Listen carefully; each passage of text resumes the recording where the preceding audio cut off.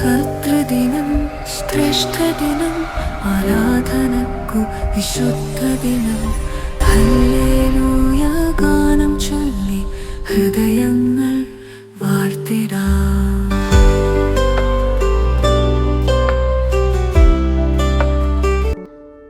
ദൈവ തിരുനാമം മഹത്വപ്പെടട്ടെ. സ്നേഹമുള്ളവരെ, വീണ്ടും ഒരു ഞായറാഴ്ചയിലേക്ക് നാം പ്രവേശിക്കുന്നു. പുതിയ വർഷത്തിലെ പുതിയ കാഴ്ചപ്പാടുകളോട് ചേർന്ന് ഇന്ന് നിങ്ങളുമായിട്ട് പങ്കിടാമെന്ന് ആഗ്രഹിക്കുന്നത് യോനാ പ്രവാചകന്റെ പുസ്തകം 1-ാം അധ്യായം 8-ാം വാക്യം. ആരുടെ നിമിത്തം ഈ അനർത്ഥം നമ്മുടെ മേൽ വന്നുവെന്ന് നീ പറഞ്ഞു തരണം. അത് യോനാ പ്രവാചകന്റെ പുസ്തകം 4 അധ്യായങ്ങളിലായി 48 വാക്യങ്ങൾ കോർത്തെടുത്തുള്ള അനുഗ്രഹീതമായ ഒരു സംഭവം. വിശദീകരിക്കുന്നില്ല. ദൈവ കൽപ്പനയ്ക്ക് വിപരീതമായി അനുസരണക്കേട് കാണിച്ച് പ്രവാചകൻ നിനവയിലേക്ക് പോകാതെ തർശീശിലേക്ക് കപ്പൽ കയറി പോകുമ്പോൾ ആ കപ്പൽ കാറ്റും കോളും നിമിത്തം ഉലയുകയും അതിൽ യാത്ര ചെയ്തവർക്കെല്ലാവർക്കും അനർത്ഥം സംഭവിക്കുമെന്ന് കണ്ടപ്പോൾ അവർ ചീട്ടിട്ട് നോക്കിയത് ചീട്ട് ഈ യോനാ പ്രവാചകന് വീഴുകയും ചെയ്തു. ആ സമയം അവർ ചോദിച്ചൊരു ചോദ്യമാണ്, ആരുടെ നിമിത്തം ഈ അനർത്ഥം നമ്മുടെ മേൽ വന്നുവെന്ന് നീ പറഞ്ഞു തരണം. യോനാ പ്രവാചകൻ സത്യസന്ധമായി അതിന് ഉത്തരം നൽകുന്നതായിട്ട് നമ്മൾ കാണും. പ്രിയമുള്ളവരെ, നമ്മുടെയൊക്കെയും ജീവിതത്തിൽ, നമ്മുടെ സമൂഹത്തിൽ, നമ്മുടെ സഭയിൽ, നമ്മുടെ ഇടവകയിൽ, നമ്മുടെ കുടുംബങ്ങളിൽ പലവിധമായ അനർത്ഥങ്ങളും പ്രയാസങ്ങളും കഷ്ടതകളും ഒക്കെ കടന്നു വരുമ്പോൾ ഈ ചോദ്യം നമുക്ക് നമ്മോട് തന്നെ ഒന്ന് ചോദിക്കാം, ആരുടെ നിമിത്തമാണ് ഈ അനർത്ഥം നമ്മുടെ മേൽ വന്നു എന്ന്. നിശ്ചയമായും യോനാ പ്രവാചകൻ അത് സമ്മതിച്ചു. അവൻ അനുതപിക്കുന്നു, പ്രവാചകനാകുന്നു, സ്വയം ശിക്ഷ ഏറ്റുവാങ്ങുന്നു, മറ്റാരെയും പഴിചാരുന്നില്ല. നാമോ ദൈവം ഒരു മത്സ്യത്തെ കൽപ്പിച്ചാക്കുന്നു. ദൈവ കൽപ്പന അനുസരണയോടെ കേട്ട മത്സ്യം യോനായെ വിഴുങ്ങുകയും തൻ്റെ വയറ്റിൽ യോനയെ കാത്തു സൂക്ഷിക്കുകയും ചെയ്തതായിട്ട് കാണുന്നുണ്ട്. 3-ാം ദിവസം അവനെ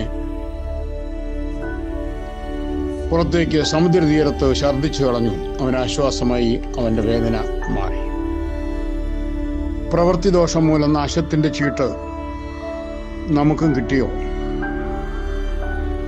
ദൈവസന്നിധി വിട്ടുള്ള യാത്ര നമുക്കും അവസാനിപ്പിക്കണ്ടേ? ദൈവ നിർമ്മിത കപ്പലായ സഭയിൽ കൽപ്പന പ്രകാരം നമുക്കും ജീവിക്കണ്ടേ?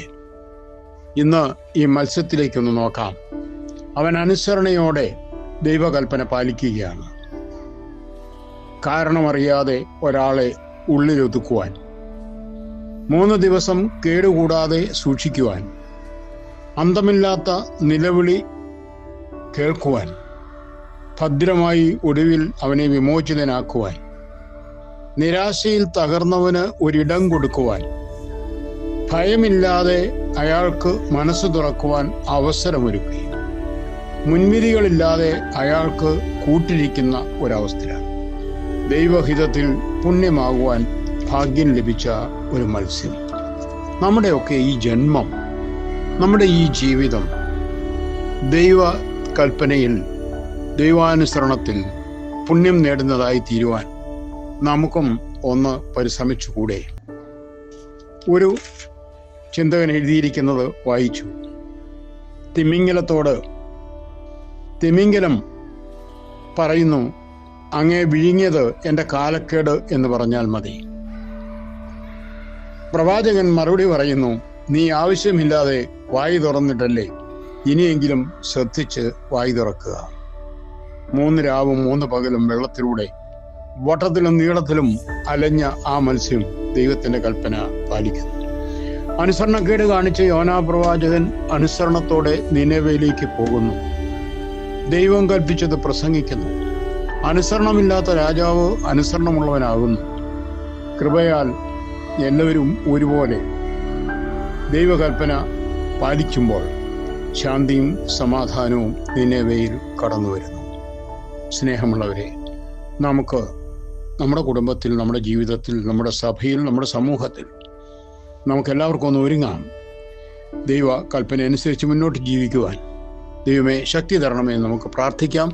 ദൈവം നിങ്ങളെ അനുഗ്രഹിക്കട്ടെ. ശുഭരാത്രി നേരുന്നു. നിങ്ങളുടെ ജോൺ ബോൾ കോറപ്പിസ്കോപ്പ അച്ഛൻ.